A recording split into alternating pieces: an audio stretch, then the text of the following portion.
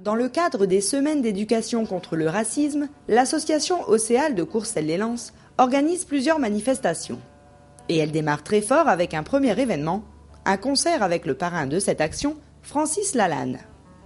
Ce concert a donc eu lieu le 2 mars dernier dans la salle des fêtes de la commune. Écoutons la directrice de l'association qui nous explique le choix de cet artiste.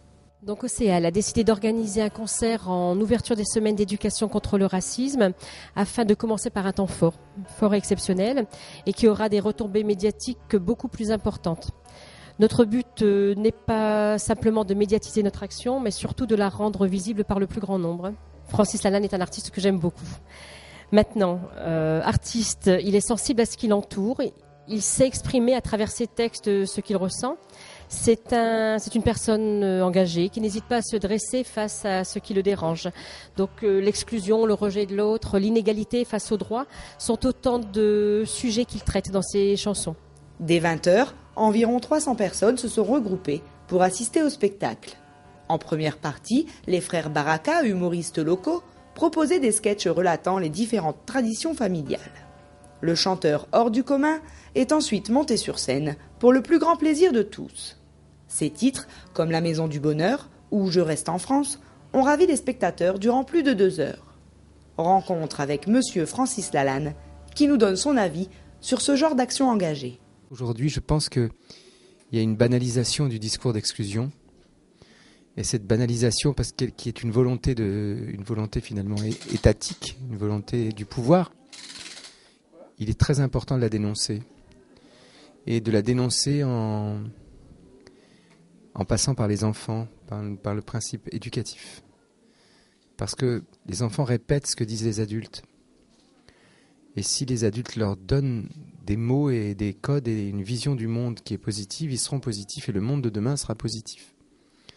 C'est pour ça que Aïcha, dans son projet, elle lutte contre le racisme en prenant le problème à la base, c'est-à-dire en le traitant dans le monde de demain.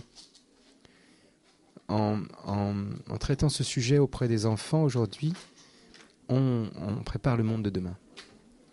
Et c'est vraiment ce que j'ai voulu soutenir ici en venant chanter pour son association. Cet artiste a alors pleinement assuré son rôle de parrain, ce qui a d'autant plus émerveillé ses fans. Christophe nous donne lui aussi son avis de spectateur. C'est une initiative qui est très intéressante et importante puisqu'elle permet aux gens de découvrir les autres communautés qui existent en France et de faire en sorte que les gens cohabitent de plus en plus plus naturellement ensemble en apprenant à se découvrir. Francis est quelqu'un qui est très ouvert et très généreux dans ce qu'il fait. Quand il s'investit dans quelque chose, c'est qu'il y croit réellement. Et aujourd'hui, il l'a prouvé par son concert. Courant mars, l'association Océal organisera donc d'autres actions tout aussi intéressantes. Aïcha nous les expose rapidement. Nous envisageons également d'autres actions dans le cadre des semaines d'éducation contre le racisme. Tout d'abord, donc, du 12 au 16 mars, nous organiserons les ateliers d'éducation contre le racisme, donc tout comme l'an dernier.